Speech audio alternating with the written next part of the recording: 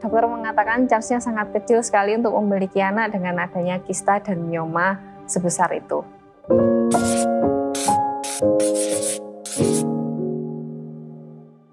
Halo, Shalom.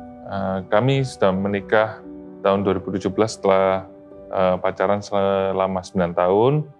Awalnya kami menunda untuk memiliki anak karena kami masih merasa perlu pencocokan lagi, perlu adaptasi lagi, dan juga kami masih mau pacaran lagi.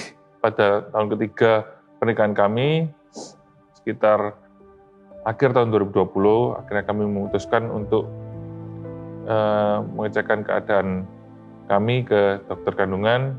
Ketika kami berdua pergi ke dokter, ternyata diagnosa dokter menyatakan bahwa rahim kanan saya itu buntu dan terdapat mioma yang cukup besar ukurannya, sekitar 6 cm, dan rahim saya yang kiri terdapat kista, ukurannya juga cukup besar 4 cm, tetapi tidak buntu. Dokter mengatakan chance-nya sangat kecil sekali untuk memiliki anak dengan adanya kista dan mioma sebesar itu. Waktu dengar itu, perasaan saya sedih, campur aduk, nangis, dan sempat kecewa sama Tuhan.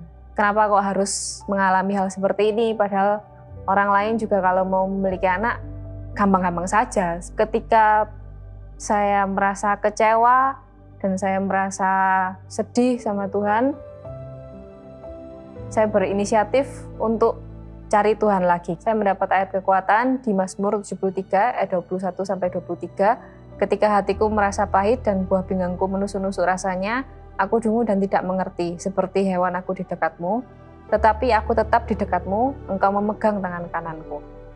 Dalam segala musim, dalam segala cobaan, apapun yang terjadi, seburuk apapun itu, lebih baik bersama Tuhan daripada tidak bersama Tuhan. Pada bulan Desember ketika saya dapat ayat itu, dan setelah saya ke dokter, dokter mensuggestkan kalau lebih baik jalan yang diambil itu adalah operasi. Karena kalau tidak, kistanya akan semakin membesar dan chance untuk kehamilan semakin mengecil. Kemudian pada bulan Januari, saya mulai membuka diri untuk cerita ke CGL saya, dan CGL saya memberikan support bahwa kalau kista diambil itu adalah proses yang biasa. Tidak apa-apa, CGL saya menenangkan dan mendoakan saya.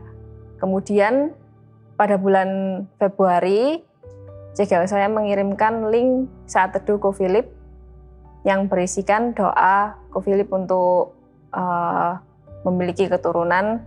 Ketika kami sudah didoakan oleh CGL dan kami menonton link saat teduh Ko Philip, hati kami merasa tenang. Dan kalaupun kami harus menjalani operasi, saya harus menjalani operasi, saya tidak keberatan karena Tuhan beserta saya, dan juga saya percaya bahwa Tuhan in control dalam kehidupan saya.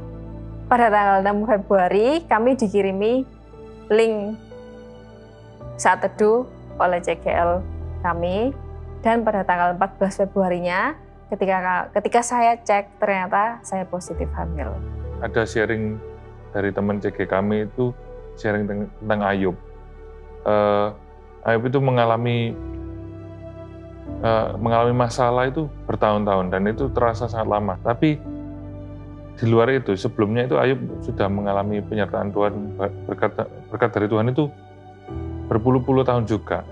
Dan setelah Ayub mengalami masalah itu, Tuhan memulihkan keadaan Ayub. Ayub itu masih hidup ratusan tahun sampai keturunannya kesekian juga.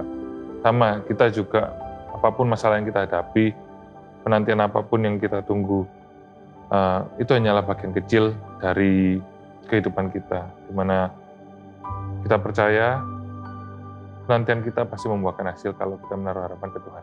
Kalau saya menerima mujizat, Anda juga pasti akan menerima mujizat. Terima kasih. Tuhan Yesus memberkati.